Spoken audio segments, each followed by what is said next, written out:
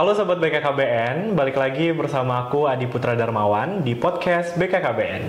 Pada kesempatan kali ini kita akan mengawali podcast dengan mengundang narasumber yang sangat luar biasa, yaitu Duta Genre Provinsi Lampung tahun 2024. Halo teman-teman, gimana kabarnya?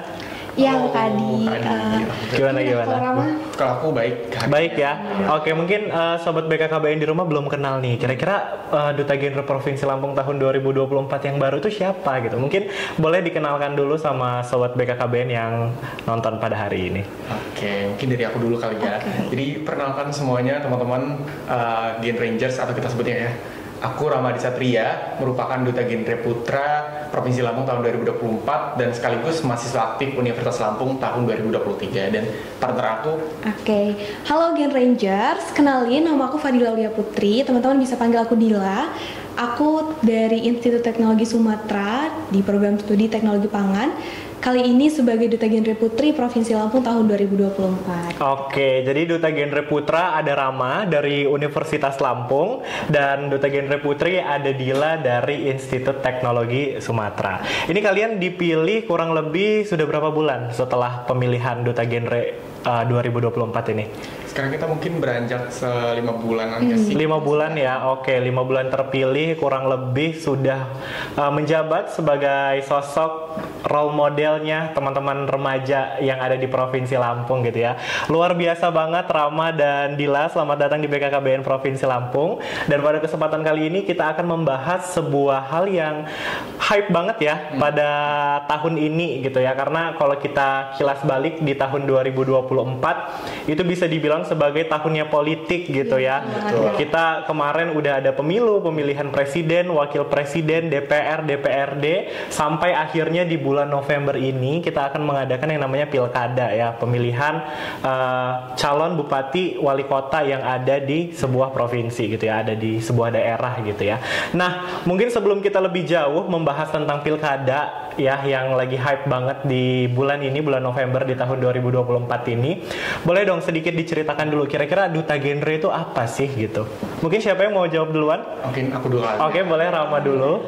Oke, jadi Duta Genre atau Duta Generasi Berencana ya kita sebutnya, masih banyak orang-orang yang belum tahu dan sering itu genre pakai J itu nggak bener teman-teman. Jadi genre pakai G, Duta Generasi Berencana, yang merupakan inisiasi langsung dari BKKBN atau Badan Kependudukan Keluarga Berencana Nasional yang tujuannya memang kepada para remaja yang nantinya para remaja ini ditugaskan untuk bisa memiliki perencanaan yang lebih matang dan juga dalam segi kesehatan reproduksi, perencanaan keluarga dan juga ketahanan keluarga. Dan kita di sini, aku dan juga Dila sebagai Duta Genre tentunya memiliki tugas sebagai role model yang ada di Provinsi Lampung ya Dila, yang nantinya bisa memberikan contoh kepada para remaja yang ada di Provinsi Lampung agar memiliki pola hidup sehat dan juga memiliki perencanaan yang matang untuk masa depannya gitu.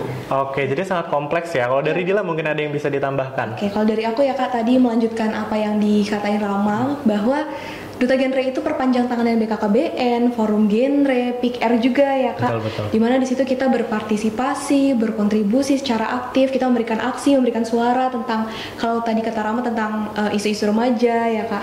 Jadi kita di situ turun langsung memberikan aksi sosial terhadap teman-teman remaja juga, menjadi role model, menjadi pelopor ataupun pelapor dari isu-isu tersebut gitu sih Kak. Oke, jadi artinya Genre ini adalah sebuah program ya dari BKKBN. Nah, untuk menjalankan sebuah program itu, di dalam itu ada banyak sekali ya. Tadi sudah disebutkan sama Rama, ada tentang kesehatan reproduksi, perilaku hidup bersih dan sehat, dan lain sebagainya. Nah, untuk menjalankan program itu mungkin dibutuhkan sosok role model gitu ya. Jadi tadi kalau Dila menambahkan, dengan adanya Duta Genre ini bisa memberikan informasi secara langsung ya, langsung datang gitu ya, entah itu ke sekolah atau mungkin ke acara-acara yang ada di masyarakat dan lain sebagainya gitu ya. Jadi bisa disimpulkan bahwa sosok Duta Genre ini bukan hanya memberikan informasi dan edukasi kepada remaja aja gitu ya, tapi sudah mulai mencakup ke sesuatu yang lebih luas ya, ke masyarakat gitu ya. Jadi memang dengan adanya program Genre ini bermanfaat khususnya untuk teman-teman remaja yang ada di Provinsi Lampung gitu ya. Ini sangat luar biasa banget ya dengan adanya peran sosok dari Duta Genre ini ya. Oke, berbicara mengenai genre ini, sebelumnya kalian udah kenal sama genre itu udah berapa lama sih? Atau mungkin memang dari awal masuk kuliah atau jauh sebelum kuliah udah kenal sama genre? Oke Kak, kalau aku sendiri ya Kak Adi, aku memulai mengenal genre itu dari SMP ya Kak. Wah, dari SMP ya? Jadi udah lumayan lama juga dan nyaman ya Kak, kita menyukai apa yang kita kerjakan, mengerjakan apa yang kita sukai, jadi nyaman banget deh di genre. Oke, dari SMP dulu kamu dari mana asalnya? Aku dari Lampung Barat. Oh, dari Lampung Barat. Itu jadi kenal dari SMP, SMA sampai kuliah pun masih tetap melanjutkan ya. Menggenre gitu. Menggenre gitu ya. Kalau Rama sendiri gimana nih Rama? Kalau aku baru pertama kali kenal genre itu sejak SMA karena jujur di kabupaten aku itu memang baru ada genre sejak tahun 2022. Itu masih kelas 11-an nggak sih kayaknya kita. Itu jadi aku mulai genre itu dari SMA dan berlanjut lagi di kuliah, dan alhamdulillah di kuliah juga ada PIK R juga ya, PIK R Unila, dan jadinya gabung deh sampai sekarang bergenre. Oke, dulu kamu dari mana nih kabupatennya? Kalau aku dari Kabupaten Lampung Timur kebetulan. Oke, Lampung Timur dan Lampung Barat ya ini ya. Oke, jadi intinya dari genre mungkin teman-teman udah kenal jauh dari SMP, dari SMA, pastinya ada perubahan-perubahan apa ya, dinamika terkait materi gitu ya. Mungkin kalau dulu kita fokusnya masih ke pendewasaan usia perkawinan. Lalu mungkin sekarang yang lagi happening lagi tentang stunting dan lain sebagainya.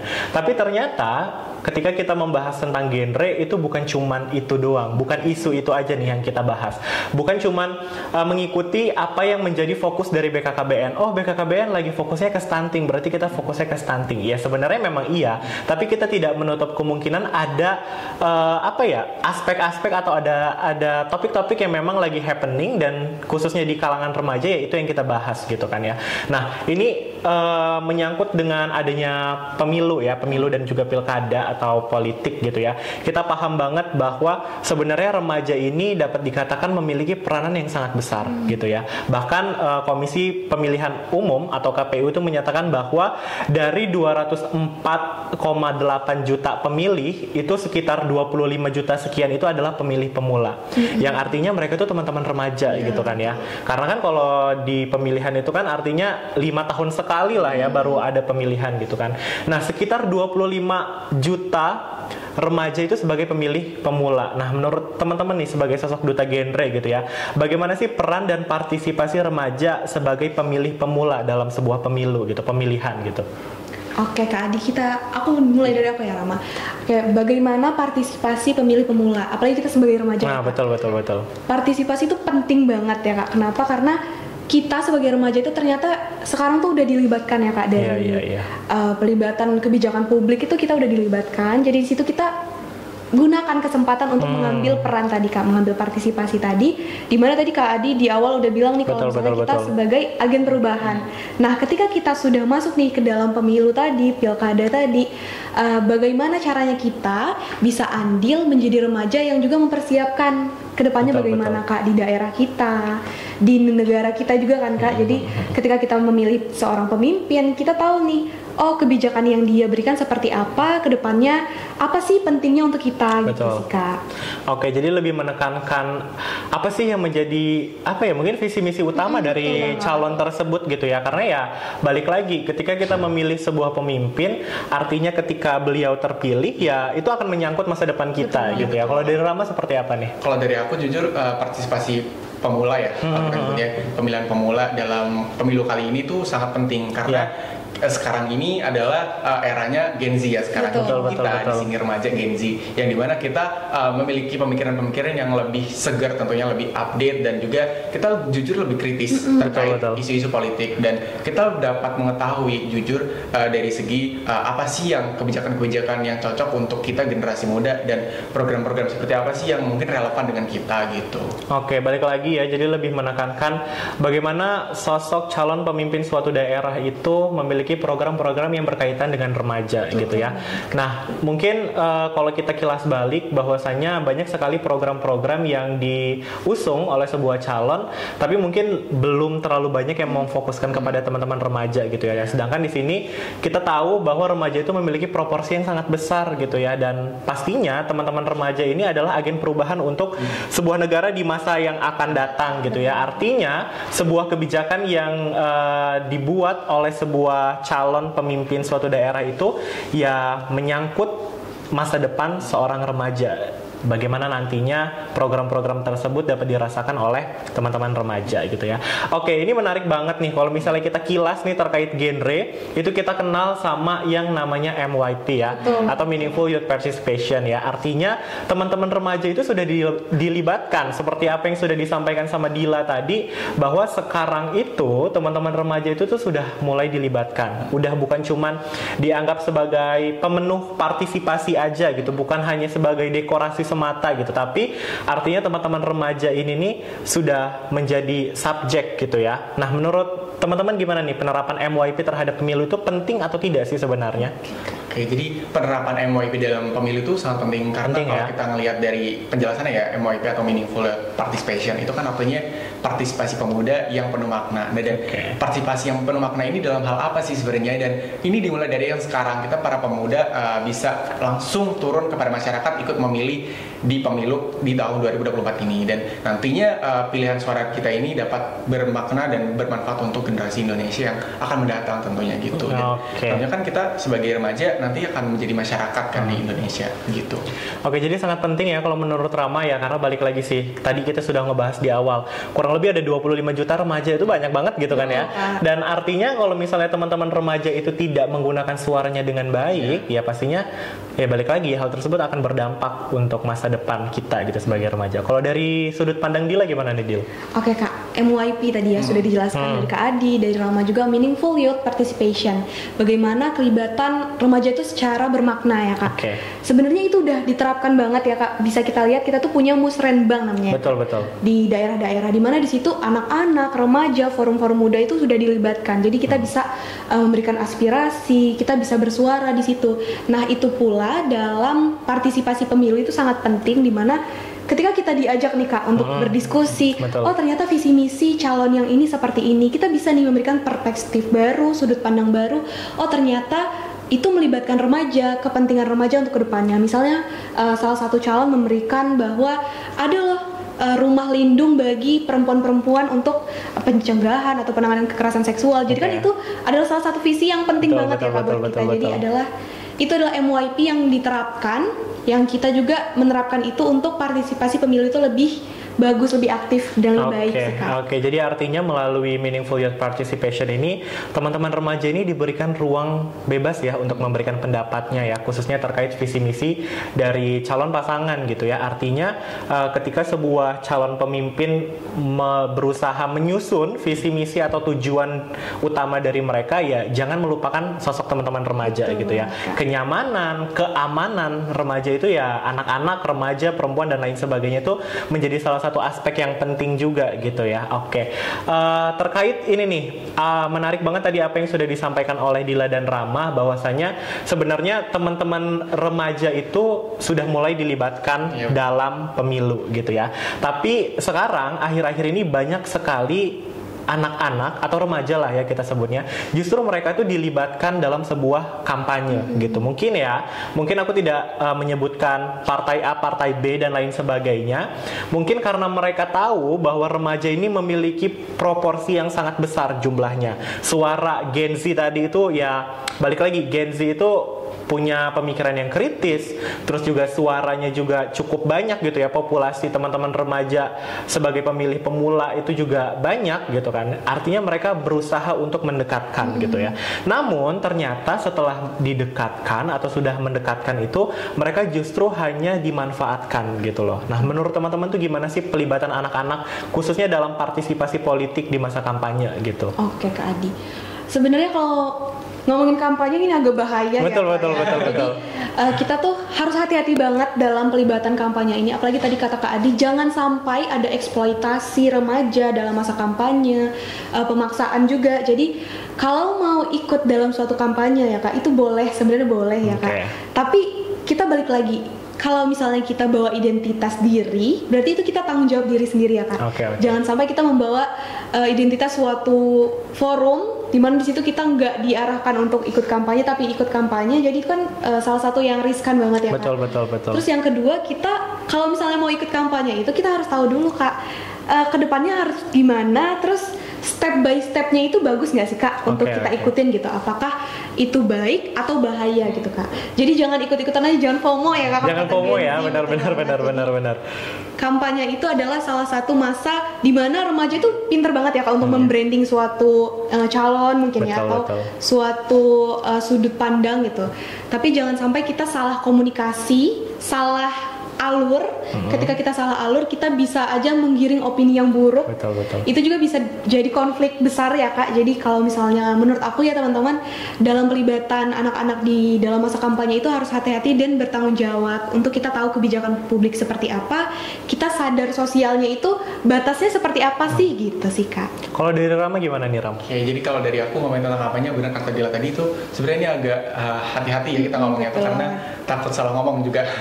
Jadi apa ya, kalau kita ngomongin tentang partisipasi pemuda dalam kampanye ini sangat penting juga, karena yang pertama kita harus tahu step by stepnya juga kan. Yang pertama kita harus cari tahu dulu latar belakang dari calon pemimpin ini dulu. Apakah calon pemimpin ini memiliki track record yang bagus? Apakah program-program yang dibawakan ini apakah bagus dan relevan dengan masyarakat juga? Apakah tertuju dengan semua masyarakat gitu? Dan tentunya karena kita di sini para pemuda ya, tentunya kita bakal memilih calon-calon pemimpin yang memang relevan dengan kita calon para pemuda gitu. Jadi teman-teman pemuda yang ingin memiliki hak suara kalian di pemilu nanti, gunakanlah sebaik-baiknya ya, karena jangan sampai hak suara kalian ini disalahgunakan dan jangan sampai kalian golput atau golongan putih ya. Gitu. Oke, jadi seperti itu ya teman-teman. Sebenarnya mungkin balik lagi, ketika teman-teman memutuskan untuk terjun bergabung dengan sebuah partai politik, yaitu sebenarnya memang keputusannya masing-masing. Tapi balik lagi, kalau misalnya teman-teman berada di dalam sebuah instansi dan memang instansi tersebut tidak menyarankan atau tidak memperbolehkan gitu ya untuk kita andil dalam sebuah partai politik, kayak misalnya genre nih, genre kan memang kita nggak boleh gitu ya, kita nggak boleh bergabung atau mendukung sebuah partai politik dengan membawa identitas kita sebagai seorang genre gitu ya, sebagai entah itu mungkin duta genrenya atau mungkin forum genre dan lain sebagainya, itu sebenarnya memang tidak boleh. Tapi kalau memang teman-teman memang benar-benar pengen berpartisipasi dalam sebuah politik, ya bawanya sebagai individu saja gitu ya, karena balik lagi ada sebuah aturan-aturan yang sebenarnya memang kalau di sebuah organisasi kita ya, khususnya di genre itu memang tidak boleh gitu, karena kita sebagai teman-teman remaja artinya bertanggung jawab secara penuh gitu ya dengan apa yang kita lakukan. Khawatirnya ketika kita mengambil sebuah langkah tersebut dengan kita melibatkan atau menyertakan gelar yang kita miliki sebagai seorang duta genre, takutnya ini malah disalahartikan oleh beberapa orang gitu ya, beberapa kelompok orang takutnya malah berpikir, oh ternyata genre ini fokusnya di 01, 03 gitu-gitu kan. Itu artinya tidak boleh gitu ya Dila ya. Nah, artinya teman-teman remaja itu ya memang harus benar-benar melepaskan identitas kalau memang benar-benar ingin gitu ya. Nah, artinya sebenarnya Rama dan Dila sebelumnya pernah atau tidak sih bergabung dalam sebuah partai politik, atau mungkin kalau bahasanya ditawarin gitu kayak yuk gabung yuk misalnya buat kampanye atau cuman sekedar hadir dan berpartisipasi gitu? Dan mungkin kalau misalnya ada tawaran, gimana nih tanggapan kalian? Oke, jadi kalau dari aku tuh mungkin kita semua pernah, dan aku juga termasuk salah satu pernah ya ditawari kampanye dalam salah satu partai ini dan itu. Cuman dalam saat itu aku berpikir aku mau membawa nama diriku loh. Jadi ketika nanti aku dalam situasi yang memang nggak memungkinkan atau dalam bahaya, dan ini bakal berdampak juga ke aku gitu, jadi pas itu menolak. Jadi teman-teman bagi kalian yang ditawari untuk mengikut kampanye partai apapun itu dan ikut bersuara, jangan dan difikirkan untuk lebih berhati-hati. Gitu. Lebih berhati-hati gitu ya. Kalau Dila? Aku Sama? sama sih Kak, kayak Oke, Rama. oke, Pernah oke. ditawarin juga masuk ke dalam suatu partai politik ataupun ikut kampanye. Cuma benar kata Rama, kita punya tanggung jawab yang besar ya Kak. Jadi aku pengennya gunain hak suara aku di pemilu dulu nih Kak. Dan Oke. jadi belum nih, kalau untuk kampanye belum nih, karena memang Oke. agak banyak yang harus dipikirkan gitu Betul, kan. betul, Tapi kalau betul, di betul, pemilu betul. kan kita punya, apalagi ada prinsip lu berjurdil ya Betul. Kak. Jadi kita menerapkan itu dulu. Jadi kita harus ngerti dulu ternyata pemilu seperti ini. Oke, benar sih, karena ya balik lagi ya, kita sebagai remaja itu punya hak suara. Terus kita juga mungkin sebagai teman-teman remaja itu mungkin bisa mempengaruhi teman yang lain. Nah, ini mungkin yang menjadi alasan kenapa banyak sekali partai-partai yang ada itu mungkin berusaha berkolaborasi dengan teman-teman remaja, komunitas-komunitas remaja gitu ya. Nah, itu sangat dikhawatirkan karena ya balik lagi, kalau memang misalnya di kapasitas diri kita belum memahami secara Betul. sepenuhnya, takutnya justru malah memberikan informasi yang salah, takutnya malah ada perspektif lain dan lain sebagainya. Nah, itu berarti kalau kita mungkin lebih menghindari ya gitu ya. Oke. Lanjut ke pertanyaan selanjutnya nih ya. Sebelumnya aku mau tanya dulu, Rama sama Dila udah pernah berpartisipasi langsung dalam pemilu? Udah sih Kak. Udah ya kemarin ya pemilihan presiden wakil presiden. itu, Kak. Oh, itu pertama kali gitu ya. Oke, mungkin Rama dan Dila boleh nih ngasih tips ke teman-teman sebagai sosok remaja pemilih pemula gitu ya. Kira-kira apa sih tipsnya dalam berpartisipasi dalam pilkada nantinya gitu ya? Kira-kira gimana nih tipsnya? Oke, jadi kalau tips dari aku itu yang pertama, kalian coba cari tahu lebih dalam terkait calon pemimpinnya gitu, karena ketika kita asal memilih ya, atau FOMO, sekedar FOMO ikut kata teman atau terpengaruh oleh orang lain, itu bakal berpengaruh ke masa depan bangsa Indonesia. Nah, jadi itu tadi, coba gunakan hak suara kita dengan sebaik-baiknya, coba kita terapkan lu bejurdil tadi dalam pemilu. Dan yang kedua itu ada coba cari tahu teman-teman apa sih kriteria atau apa sih program-program yang cocok untuk masyarakat yang ada di ruang lingkup daerah teman-teman gitu. Oke, jadi memastikan lebih dalam gitu ya, kira-kira bagaimana sosok tersebut dan juga bagaimana nih program-programnya, khususnya bukan cuma untuk diri kita gitu ya, tapi untuk masyarakat secara luas yang ada di daerah kita gitu. Kalau dari Dila gimana, Dil? Oke Kak, Adi, aku sekaligus cerita ya Kak. Oke. Pengalaman first time aku pemilu kemarin. Yang pertama pastiin ya Kak, data kita kan kemarin kan aku di Lampung Barat nih Kak. Oke. Sekarang aku udah di Lampung Selatan. Oke. Jadi aku minta bantuan nih sama KPU juga ya, KPU setempat, bagaimana cara pemindahan data untuk kita bisa pemilu nih, untuk kita bisa ikut nih milih gitu kan Kak. Terus yang kedua pastinya benar kata Rama, kita harus tahu dulu calon-calonnya dengan visi misinya. Oke. Kalau misalnya kita FOMO aja gitu ya Kak, kita cuma ngelihat iklan-iklan digital yang sekali lewat, itu kan bahaya banget ya Kak. Betul, Jadi kita benar-benar harus literasinya itu ditingkatin lagi untuk visi misi itu tadi. Kita harus paham program-programnya, konsistensi kedepannya itu bagaimana ya Kak. Jadi kita milih itu bukan asal milih, tapi Betul.